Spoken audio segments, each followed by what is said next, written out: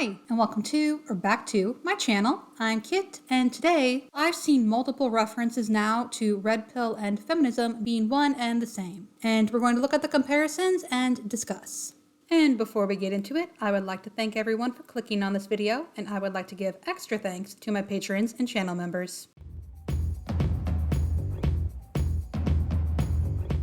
This all started when I was scripting my Estee Williams video and one of her follows had a post comparing feminism to red pill. I don't remember much of it and the page is gone now, but I do remember that it claimed feminism discourages marriage for women and red pill discourages marriage for men. And no, feminism isn't about telling women what to do and what not to do. That wouldn't make any sense. Feminism is about many things, and one of them is encouraging people, not just women, to look at the choices they're making for their life and think about why they're making them. For instance, shaving. Why do you shave? If it's because you prefer a hairless feel, okay. Or is it because you would feel unclean if you didn't and you would worry about what people would say? Your conclusions and decisions are your own, but they're yours to contemplate and they're worth thinking about. And as for marriage, that's up to you. There's no good reason why marriage has to default to a 1950s gender divide if that's not what you're into. Just make sure that's not what your partner is into. Personally, I don't believe in marriage. I think of it as more of a religious thing, and I've heard that relationships change after signing the marriage certificate. No matter how egalitarian a couple was before, things become more gendered after putting the government stamp of approval on the relationship. And no, I don't think that's natural. I think that's part of the mind going, well, I'm a wife now, so I should do wife things. And then we begin to emulate what we think wives should do and be, and our ideas of what a wife should be still involve a woman being in charge of the house and kids. We are not in some sort of post-feminist utopia where we don't pointlessly gender things.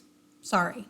Anyway, shortly after that, I discovered a video by PragerU's Amala, and then Evie magazine wrote about it as well, and I took it as a sign. So let's hear about how the red pill is feminism for men. Amala begins the video by saying she saw a tweet by Shoe on Head, and it goes as follows. She tweeted out a lot of these new red pill guys on the scene. Does anyone know who these new red pill guys are? Just sell Yas Queen, hyper-individualistic, liberal feminism to lonely men. Sleep around, it's okay to cheat on your spouse, don't get married, opposite sex is dangerous, don't have children, etc., etc. Bleak stuff. Even if we look at this through the lens of liberal feminism, there is no comparison. Correct me if I'm wrong, but liberal feminism is basically, things are fine as they are, we just need more women at the top and in business. Which, in my opinion, is not enough, but it's also nothing like what red pill teaches, and trying to compare the two is laughable. And I read this and I thought, you know what? The girlie is not wrong. She's not wrong.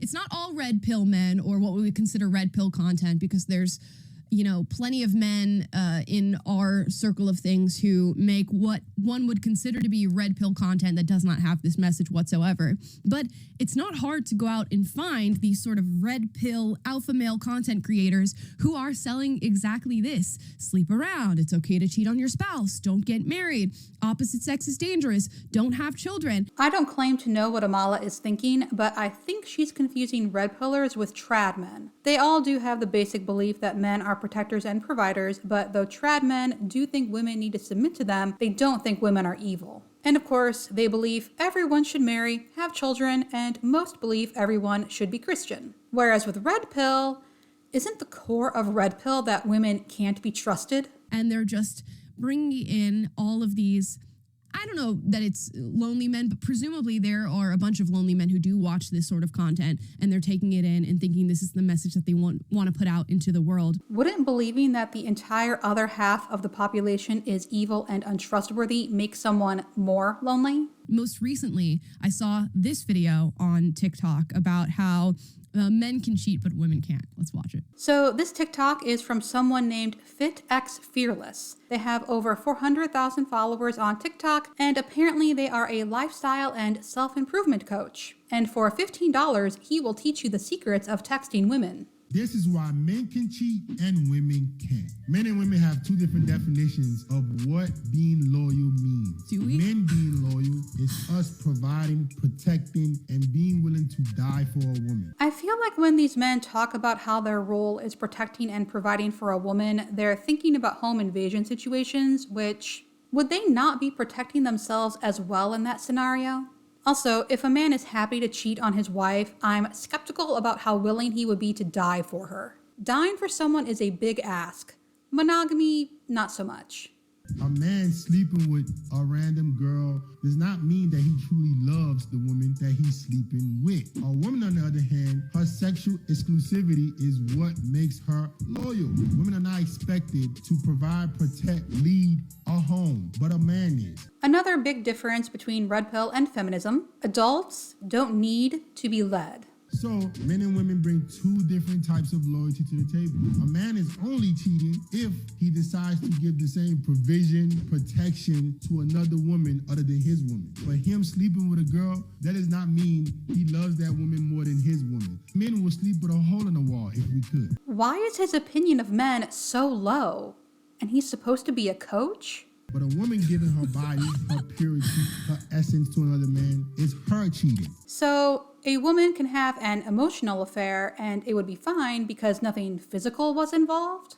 Okay, I love it. I love how if you just edit anything well enough, it sounds like you are a legitimate, expert on the topic. This is the and new say it era. confidently. You got to say it super confidently. Right. It's the confidence for me. And you know what? I'm not going to just completely throw everything that he said out the window. I think there are some, partial truths to what he's saying, that men can sort of go out and be sexually promiscuous without having the deeper connection that often women get from those sorts of relations with other men. So I think there is a point to be made there. But to say that men and women have different definitions of what loyalty is, I think is totally wrong. It's going to be a situational thing where on a relationship by relationship basis, you guys define what loyalty means to you. This is shockingly open-minded for a PragerU production. I don't know about you, but I'm not meeting a bunch of women right now in this day and age who are saying, if a man is running around and being sexually promiscuous while he's dating me, I think that's perfectly okay. And that is my definition of being loyal. And he sort of insinuates that there's this trade-off that you have in relationships where the man protects and provides, and that's his part of the cake. And then the woman's loyalty is displayed in not having other sexual partners. It's not quite making sense to me. Like, I can see a man protecting and providing, and maybe the woman being the nurturing, caring, keeping up with the house and making sure everything is where it's meant to be, so that he comes home to what he is protecting and it's all nice and put in its place, and she's taking care of that, and she's taking care of kids and all these different things. Okay, this is more what I expected from PragerU. That would be the equal trade-off in my eyes. You don't kind of go, I'm protecting and providing, therefore let me go sleep with whoever I want to sleep with. Yeah, I think you made a great analogy. It's like, two sides of the cake. I mean, this guy is kind of, he wants to have his cake and eat it too. Like, that's essentially what he's doing. And it's like, okay, yes, you are the one to protect and provide, but you have to look at it as like, are you actually protecting your wife if you're going out and doing these things? Because it's psychologically damaging to her and hurting her. So you're actually not protecting her in every single way that you said you would at that moment in time at the altar. Not to mention that you could come back with an STI, which could be passed on to the wife. And also not to mention that the other woman could get pregnant, and therefore your providing for the wife would be reduced to support the kid. And what about protecting said kid and the mother of your child who isn't your wife? Would both women get part-time protection and provision? That's actually a very good point. And it's different if you find a woman who agrees to those terms. If you find a woman who's like, hell yeah, totally on the same page as you, go out and do whatever you want to do, I'm totally fine with that, then okay, she's defined what loyalty means to her. But to then go on the internet and sort of display to men this message that you believe to be the reality for all of them is really going to set them off on the wrong track. And it's going to have them hurting a lot of women. Well, no. Just because you see something on the internet doesn't mean you should believe it, and even if you believe it, doesn't mean you should follow it. However, if you hire this man as your self-improvement coach and he tells you that it's okay to cheat on your wife, I can see how that would cause problems. I trust, however, that most men know better. And it's so interesting to me that we have this sort of alpha male culture of these men who are red-pilled and based and all this stuff, and they're saying, go sleep around with as many women as you want, while in the very same vein and in the very same video, dogging on women who sleep around and who are sexually promiscuous. Where are you supposed to find these sexually promiscuous women to cheat on your girlfriend with and your wife with if you are trying to tell women not to go out and be sexually promiscuous? I'm just not. It's giving Jesse Lee Peterson. I don't know if you guys have watched any of his videos where, who is he talking to? Amber Rose. And they were talking about slut walks and what it means to be a slut. And he insinuated that she was one. And he talked about how, men can sleep around or whatever. And she goes, what does that make you then? He goes, it makes me a slut maker. Oh. And I guess that's the logic here, right? I'm getting the impression that a lot of these larger channels are talking about Red Pill without really knowing what it is or what it's about. They just see the popularity of Red Pill creators and hope to grab some of their audience. Because if men can sleep around and do whatever they want and be sexually promiscuous, but you are discouraging women from doing the same, then they are the sluts and you are the slut makers. Is that how that works? The math is not mathing. The math is not mathing for me. How about you, Taylor? No, and it just sticks out to me how the way that this red pill alpha male movement talks about masculinity, it's all about being strong, but it's kind of a weak thing to say I have so little self-control that I have to go be promiscuous and I can't be loyal to my woman because I just am too weak to keep it in my pants and to be loyal and to honor my commitments. And impression confirmed. They don't see a married man sleeping with other women as weak, as they consider women the gatekeepers of sex. If another woman sleeps with that man, it means he got past her defenses and won. And thus, he's to be congratulated, not shamed. It's more of an issue for me that you're not man enough to be committed than it is that you're, that you have to reshape the definition of loyalty to be different for two different people. It's the same thing. Mm-hmm. So. Yeah, it's weird. And it's sometimes you see people like, of course, there is certain, again, red pill commentary that I would champion and say, I think this is a great message and more people should hear it. And specifically, maybe men who are disillusioned with the world right now and don't have a clear path. I would love a specific example of what she considers to be a good message from Red Pill. And no, it can't be something like work out or take up hobbies. But it's not the one that's like, hoe out with every girl that you can, because it's so hard for men to have that opportunity and you should go out and take every opportunity as it's given to you. Well, that other guy apparently doesn't get it, but Amala does.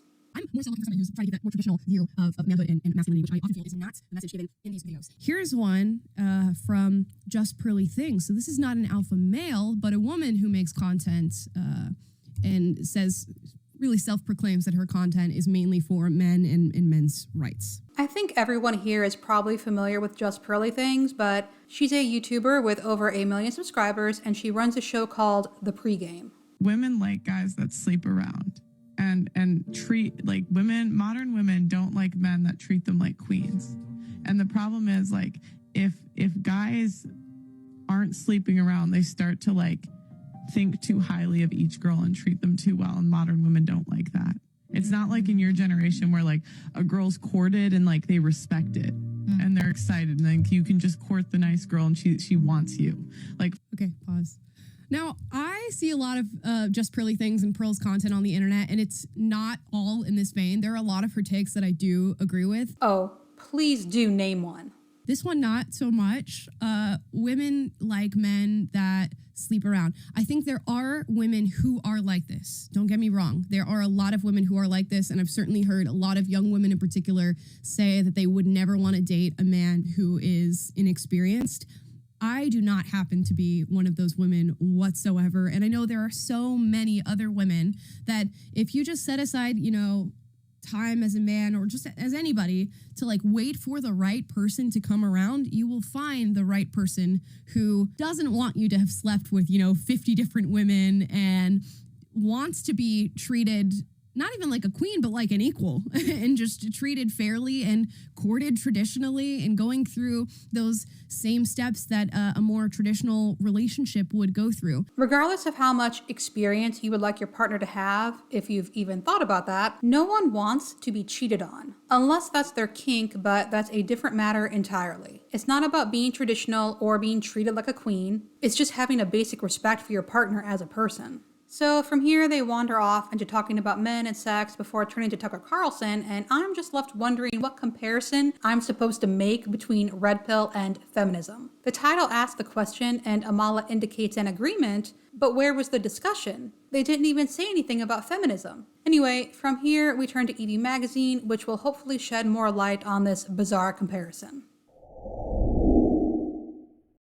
The red pill movement is just as harmful as modern feminism for both men and women. Have you ever come across the red pill while casually scrolling through social media? This buzzword appears to be everywhere, from TikTok to Instagram to YouTube. By Ramsha Afridi, May 1st, 2023. Taken from The Matrix, the red pill is a philosophy that will awaken you to the harsh realities of everyday life. From the power dynamics of government to the sneaky tactics of our most powerful institutions, such as the mainstream media, the red pill aims to shake you out of being docile and indoctrinated and seeks to free you from the clutches of these influences. The red pill concept also explores the dynamics between men and women. According to this philosophy, women have a natural attraction to hyper-successful, strong, in-charge men. This conviction has led those who call themselves red pillers to frequently advise men to adopt an alpha mindset in order to sway and lead women. This philosophy has become much more well known as a result of heavy online promotion from gurus across social media, especially in communities for men seeking dating and self-improvement advice. And most recently, it has even attracted women thanks to its massive popularity on social media platforms such as TikTok and Instagram. Maybe nothing I've described so far is raising any red flags, but there are definitely some downsides to the red pill movement to consider before blindly hopping on board. The red pill sells a false dream to both men and women. The red pill is like a snake oil salesperson, selling both men and women false hopes and dreams. Through a purported understanding of the true nature of women, it persuades men with a guarantee of success and power. This ideology claims that mastering this secret knowledge will result in success in every aspect of your existence, including close relationships with women. If you're wondering what this true nature of women is, let me explain.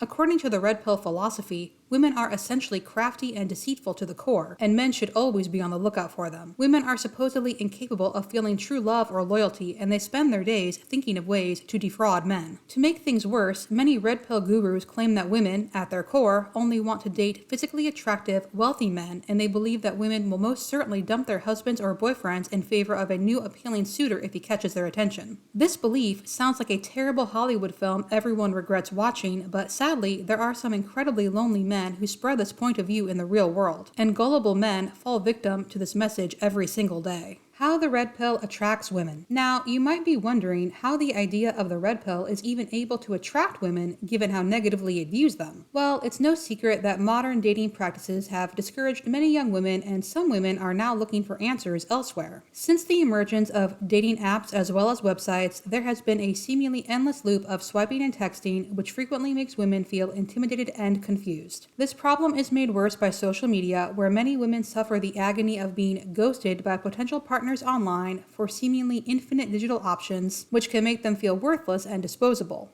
It's obvious that navigating the world of modern dating is no simple task. The red pill space tries to provide answers to these contemporary dating conundrums by claiming to help women navigate the dating world. For example, imagine a group of self-described red pill experts huddled around a computer giving advice to women on how to step up their dating game and land a high-value man, all in the name of the red pill theory that women are inherently drawn to domineering, aggressive, and even controlling men. This means that they may advise women to alter their behavior to be more submissive. In fact, there are countless examples of red pill gurus suggesting this very thing online. It's like playing a bad game of made-up fantasy, but for those desperate enough to buy into it, the repercussions are serious and potentially disastrous. So far, it's fine.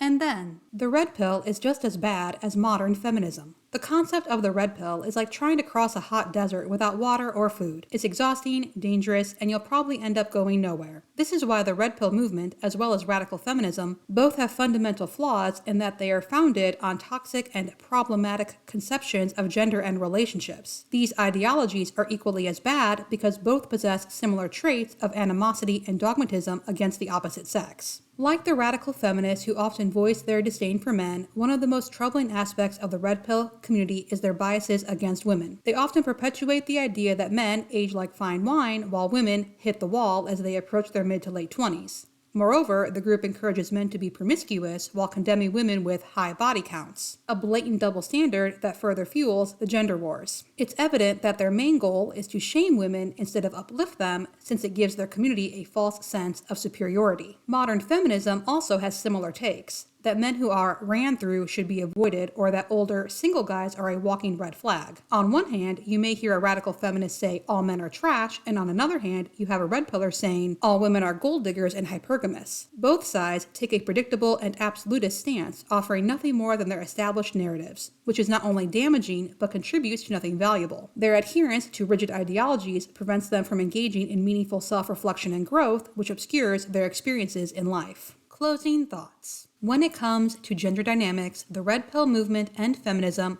have a tendency to be highly problematic. The feminist team is all about girl power and toppling the patriarchy, while the red pill gang is all about traditional gender roles and letting men be in absolute control. I'm not saying they don't have some valid points, but they definitely don't hold the key to the truth. Unfortunately, it seems like both sides come from a place of resentment, and that doesn't help anyone. If, unfortunately, you have stumbled across these belief systems and have begun to alter your life to fit their views, then it is crucial to take a step back, remove the blinders, and let go of this world. The only sensible course of action is to begin navigating the Western dating society using our own life experiences as guides and by basing our decisions on reality rather than fantasy. The fact is that men and women need one another, and the only way forward is to learn to work together rather than compete. Wow.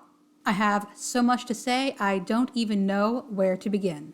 But for fun, I thought we would look at the top 5 posts on the Feminism and Red Pill subreddits, as well as the first paragraph of each. Does anyone else get male friends, males in their lives saying double standards at the most ridiculous things, either as a joke or in a serious way that is so clearly not double standards? But when you dare to say it to them, they say, here she goes again, etc., and your opinion is immediately invalidated? I find this so infuriating, as they never truly seem to understand how hearing constant misogyny is as a woman, and yet make fun as though it isn't a problem at all. Teenage boys need to seriously be educated. I'm afraid something's happening to my friends. I'm almost 15, and so are my friends.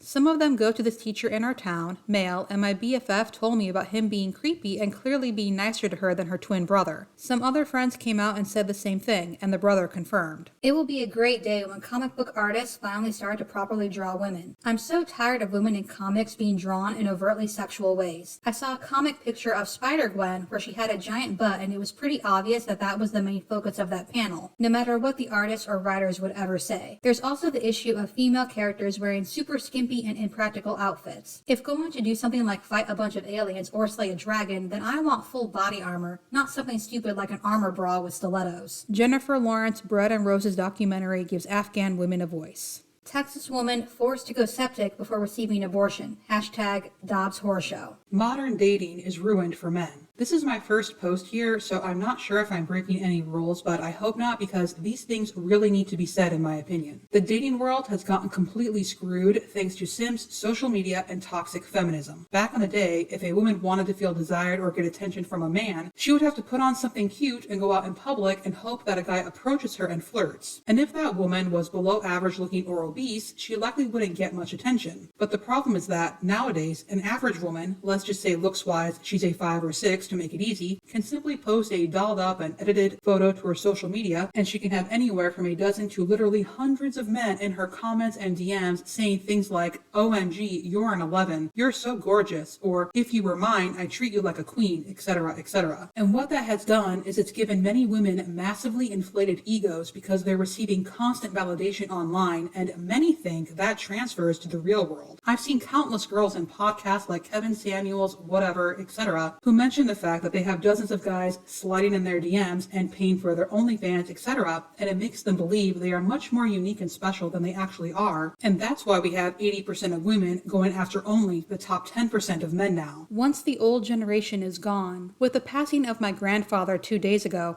a sudden realization hit me. Once every old man eventually passes, there will be no more live examples of how the true traditional life was lived and how a true traditional family was raised. Reigniting your potency. Does anyone actually want to improve their lives? The average TRP reader knows that he is on the bad side of a losing deal, that there are layers and masks behind the narratives, the liberal platitudes, the appeals to emotion, and the demands for appeasement. Being aware, it does not matter if you are not willing to put in the work and do what it takes to reignite the potency that the elites work so hard to suppress. Instead, many of you prefer to distort the rewards and penalties within their system. You meekly accepted the unnecessary COVID lockdowns and took the untested vaccines. You rationalized this as necessary for public health. You continue to support and finance the corrupt and usurious banking system that has eroded your purchasing power and made a middle-class lifestyle all but impossible. You will rationalize away this also because you have been rendered passive and impotent. Had 2 great dates, then she ghosts me. Howdy, I took the feedback from my previous FR and I realized my spurgy mistake in trying to over-alpha myself. I made some mindset changes, started taking antidepressants, and it's like life took a 180. I started focusing less on things I wanted to be like and more on things about me that I am proud of, and my confidence slowly built up. I'm thinking less and acting more by escalating with any girl I find attractive, day or night, whether she is alone or with friends. So far, it's a 1 out of 10 hit rate, which I am more than pleased with. I'm at a point where my friends are calling me a serial dater. Case study, Billy Brown beta. Women tend to be hysterics and men tend to be obsessionals.